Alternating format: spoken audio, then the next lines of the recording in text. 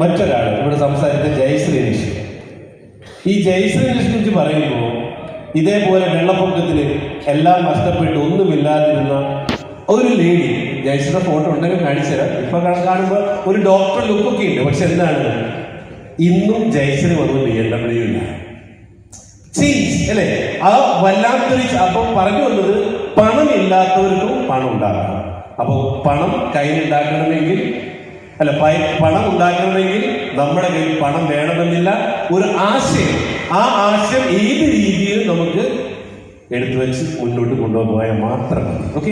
അപ്പൊ നമുക്ക് നോക്കേണ്ട കാര്യം, നമ്മളെല്ലാവരും ജീവിതത്തിൽ നമ്മളെല്ലാവർക്കും 4 സ്റ്റേജുകളുണ്ട്.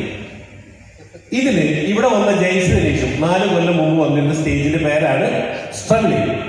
സ്ട്രഗ്ലിംഗ് സ്റ്റേജ് എന്ന് പറയുമ്പോൾ അതായത് എല്ലാ മാസവും 1-ാം തീയതി ഓട്ടം തുടങ്ങും, 30-ാം തീയതി ഓടും. പക്ഷെ എന്താണ്, ജീവിതത്തിൽ കഷ്ടപ്പാട് മാത്രം ബാക്കി, കടത്തിൽ യാതൊരു കുറവുമില്ല അല്ലെ? അങ്ങനെ ജീവിതം കഷ്ടപ്പെട്ട് ജീവിക്കുന്ന അവസ്ഥ. എന്തിനാ ജീവിക്കണേ അറിയില്ല അല്ലെ? 1-ാം തീയതി 30-ാം തീയതി ഒരു ഇങ്ങനെ പറയാം, എ റേസ് ടു സീറോ. എന്തിനാ? 0-ലേക്കുള്ള ഓട്ടം. എന്തിനാ 1-ാം തീയതി ഓടണേ? ഒന്ന് 0-ലെത്തിക്കാൻ അല്ലെ? മാസം വീട്ടിൽ ചെലവ്, വാടക, കറണ്ട് ബില്ല്, അത് കൊടുക്കാൻ വേണ്ടിയുള്ള ഓട്ടം. എന്നിട്ട് എന്ത് ചെയ്യും? 30-ാം തീയതി നിൽപ്പുണ്ട്, ഒപ്പിച്ചു അല്ലെ? അങ്ങനെ 0-ലെത്താൻ വേണ്ടി പാടുപെടുന്ന ഒരു പറ്റം ആളുകൾ. Struggling stage. നിങ്ങൾ ചിന്തിച്ചപ്പോ എവിടെ നിങ്ങൾ തന്നെ നോക്കിക്കോട്ടെ. കടം ഉള്ള ആളുകൾ ജീവിതത്തിൽ ആ രീതിയിൽ പല രീതിയിലും ഈ കഷ്ടപ്പെട്ട് ജീവിച്ചു പോകുന്നതാണ്. ഇനി 2ാമത്തെ സ്റ്റേജ് ഉണ്ട്. ആ സ്റ്റേജിന്റെ പേരാണ് സ്റ്റേബിൾ.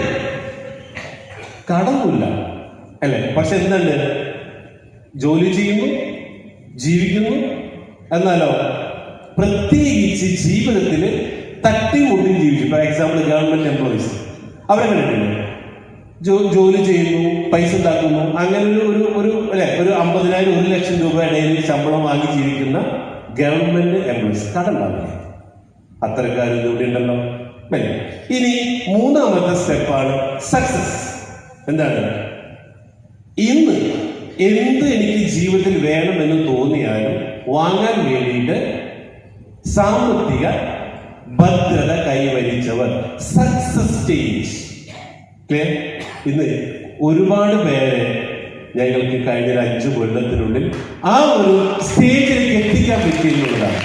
ലിൻഡുവിനെ പോലെ, ജയശ്രീയെ പോലെ, അതിനു മുമ്പ് ഇവിടുന്ന് പ്രസന്റേഷൻ നടത്തിയ ലിൻസൺ, അനീഷ്, ഇവരെല്ലാം ഈ ഒരു സ്ട്രഗിളിംഗ് സ്റ്റേജ്